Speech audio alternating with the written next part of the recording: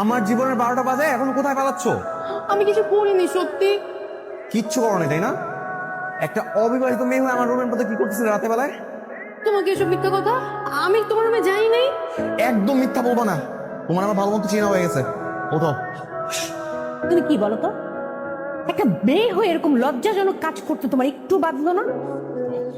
আর তোমাকে তো আমি আমার একটা মেয়ে ভাবতাম। Sorry aunty. সরি? এই সরি কিসের? হ্যাঁ, তোমার জন্যে, তোমার জন্য আমাদের ফ্যামিলির মান সম্মান সব নষ্ট হয়ে গেছে।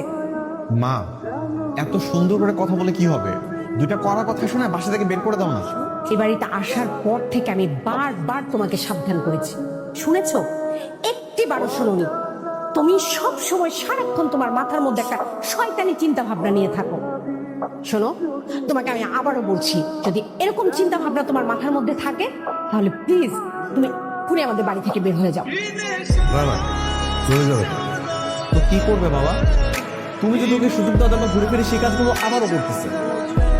কি ব্যাপার, সবাই শাড়ি পরেছে, তুমি শাড়ি পরো না কেন? মন ভালো ছিল তখন শাড়ি পরেছিল, যেদিন আবার মন ভালো হবে ওই দিনই শাড়ি পরবো। কই রে? আরে আর কতক্ষণ? দেখো তো ছেলেটার এখন হচ্ছে না। বাবা, আমি ভাবছি যে আমি এই বিয়েটা করবো না। আমি বিয়ে করলে বিথিকে না, অরিনকেই করবো। মা, তোমাদের কোনো আপত্তি নেই তো? না না, হ্যাঁ, না কেন, কিসের আপত্তি? আর কোনো আপত্তি নেই। আর অরিন তো দেখতে খুবই সুন্দর, ভালো মেয়ে। আর তাছাড়া অরিন তো তোকে খুবই পছন্দ করে। করো না রে? আমাদের কোনো আপত্তি নেই, তোমার আপত্তি আছে? না না, কোনো নেই, আপত্তি নেই, নেই। আপত্তি নেই। তাহলে তো হলোই।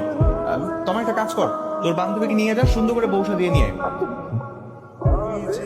অবশেষে তোমার আর আমার বিয়েটা হলো। কেন জানি না আমার সবসময় মনে হতো যে একদিন আমি তোমাকে পাবোই, অবশেষে পেলাম। আমাদের কোনো কনফিডেন্স সবাই থাকা উচিত, তবেই না সফলতা আসে বলো। দূরে দাঁড়িয়ে কথা বলবে, কাছে আসবে।